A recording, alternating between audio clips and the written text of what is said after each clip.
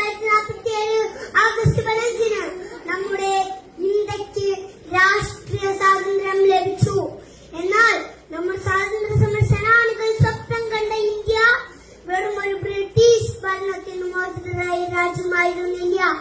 വിശപ്പില്ലാത്ത, ഭയമില്ലാത്ത, വിവേചനമില്ലാത്ത, എല്ലാവർക്കും തുല്യ അവസരങ്ങൾ ലഭിക്കുന്ന ഒരു ഇന്ത്യയായിരുന്നു.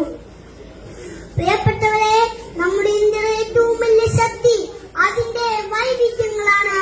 വ്യത്യസ്ത മതങ്ങൾ, ഭാഷകൾ, സംസ്കാരങ്ങൾ, ആചാരങ്ങൾ ഇതെല്ലാം ചേർന്നാണ് ഇന്ത്യ എന്ന മനോഹരമായ പൂന്തോട്ടം രൂപപ്പെട്ടിരിക്കുന്നത്. ആ വൈവിധ്യത്തെ സംരക്ഷിക്കുക എന്നത് നമ്മുടെ